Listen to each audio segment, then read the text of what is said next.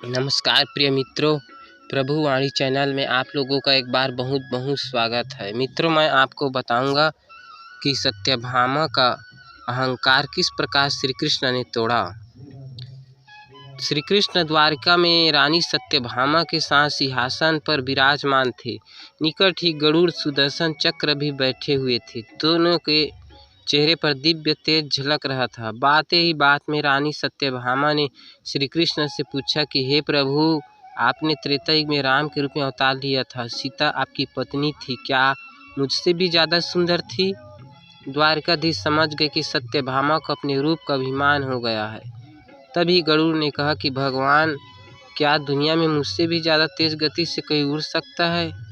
इधर सुदर्शन चक्र से भी रहा नहीं गया और वह भी कह उठे कि भगवान, मैंने बड़े बड़े युद्ध में आपकी विजय श्री दिलवाई, क्या संसार में मुझसे भी शक्तिशाली कोई है?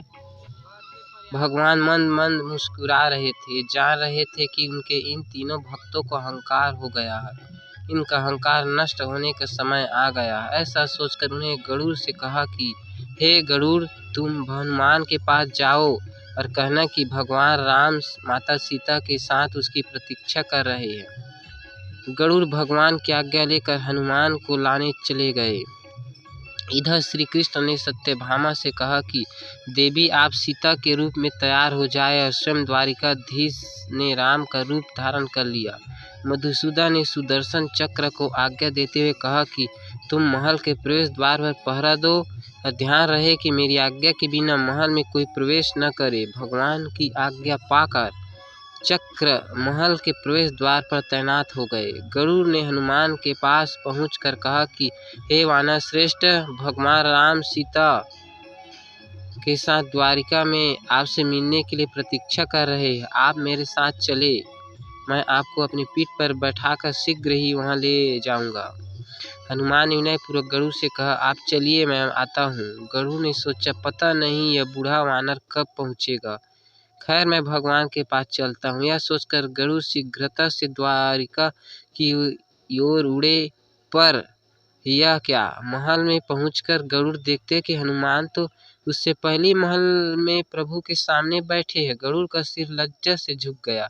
तब श्री राम ने हनुमान से कहा कि पवन पुत्र, तुम बिना आज्ञा के महल में कैसे प्रवेश कर गए? क्या तुम्हें किसी ने प्रवेश द्वार पर रोका नहीं?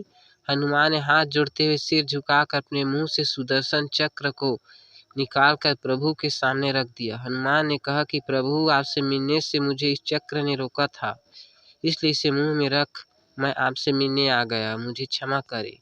भगवान मन मन मुस्कुराने लगे। हनुमान ने हाथ जोड़ते हुए श्री राम से प्रश्न किया, हे प्रभु, आज आपने माता सीता के स्थान पर किसी दासी को इतना सम्मान दे दिया कि वह आपके साथ सिंहासन पर विराजमान है।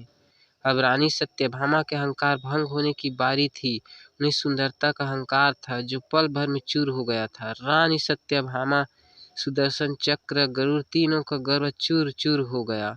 तीनों ही भगवान की लीला समझ रहे थे। तीनों की आंखों में आंसू बहने लगे और भगवान के चरण में झुक गए। दोस्तों, मैंने आपको एक छोटा सा जानकारी दी। अगर पसंद आए तो चैनल को सब्सक्राइब करें और बेल आइकन को प्रेस करें। देखने के लिए आपको धन्यवाद।